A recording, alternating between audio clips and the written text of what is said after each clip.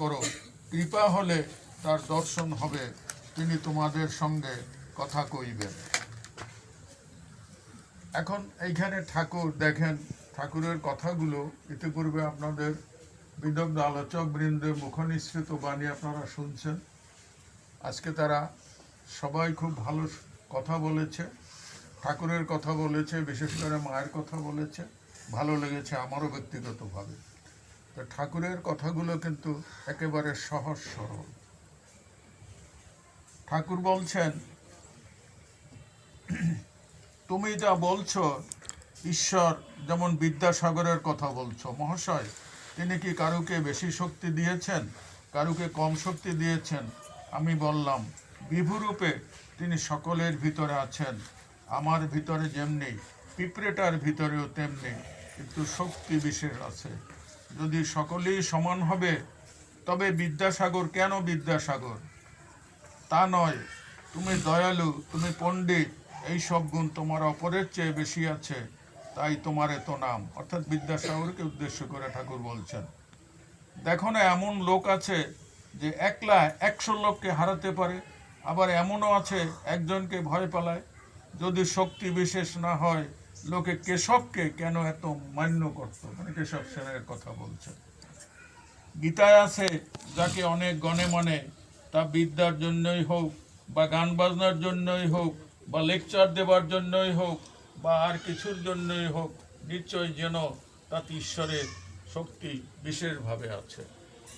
অর্থাৎ ঠাকুর যে কথাগুলো বলছেন, সে কথাগুলোর জিষ্ট হলো এই যে শাস্ত্র পড়ে, বই পুস্তক পড়ে আমাদের কিছু হবে না। এই বই পুস্তকের মধ্যে আমাদের ডুব দিতে হবে। আমরা ছোটবেলায় যখন আমরা স্কুলে পড়তাম, তখন আমাদের শিক্ষক বলতেন যে 3টা কথা মনে রাখবা। স্যার 3টা কথা কি কি?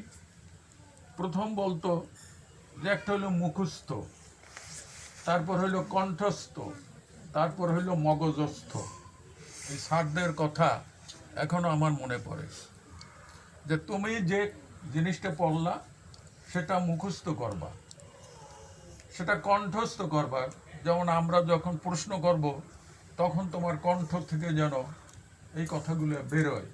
এবং সর্বশেষ যে তুমি জিনিসটা করবা, সেটা হলো মগজস্থ করবা, যে মাথার মধ্যে আমাদের এই কথাগুলো নিবা।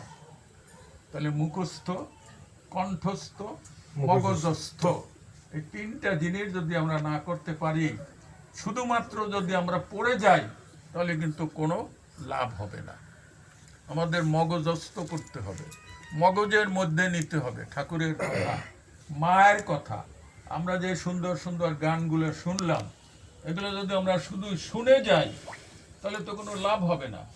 সেই অনুযায়ী আমাদের জীবনটাকে গড়ে তুলতে হবে, সেই অনুযায়ী আমাদের ক্রিয়াকর্মগুলোকে সাজাতে হবে, সেই অনুযায়ী আমাদের কাজগুলো করতে হবে, তা নইলে হবে না। ঠাকুর বলছেন যে বই 1000 পড়ো, মুখে 1000 শ্লোক বলো, কিন্তু ব্যাকুল হয়ে যদি তুমি ডুব না দাও, তাহলে তাকে ধরতে পারবে না। এই জন্য কবিরের ওই যে ডুব ডুব ডুব ডুব সাগরে আমার মন, এই যে কথাটা অত্যন্ত ঠাকুর এই কবিরের এই গানটা প্রায় কিন্তু গাইতেন, যে আমাদের ডুব দিতে হবে। যেমন ধরুন, আমাদের এই শুক্রবার মাত্র একটা শুক্রবার, সপ্তাহে একটা দিন, প্রার্থনা শুরু হয় কয়টায়? 7টায়। কিন্তু আপনার প্রস্তুতি থাকবে ভোর 7টা থেকে। যদি ভোর 7টা থেকে আপনার প্রস্তুতি থাকে, তাহলে আমি বুঝবো যে আপনি ঠিকই ডুব দিছেন। আর যদি আপনার প্রস্তুতিটা হয় 6:30টায়, 6:45টায়, 7:30টায়, 8টায়, তাহলে বুঝবো যে প্রার্থনার জন্য আপনার কোনো প্রস্তুতি নাই, আপনি ডুব দেন নাই। আপনার একটা ভাষা ভাষা ভাব, আমাদের এই ভাষা ভাষা ভাবটা যেন না থাকে। শুক্রবারে আমাদের এখানে আসতে হবে, ঠাকুরের কথা শুনতে হবে, ঠাকুরের ভক্ত সঙ্গ যারা আছে তাদের সাথে মিলিত হতে হবে। এই যে একটা আর্জেন্সি, এই যে একটা ব্যাকুলতা, এটা আমাদের মধ্যে থাকতে হবে, ডুব দিতে হবে। ডুব না দিলে কিন্তু কিচ্ছু হবে না।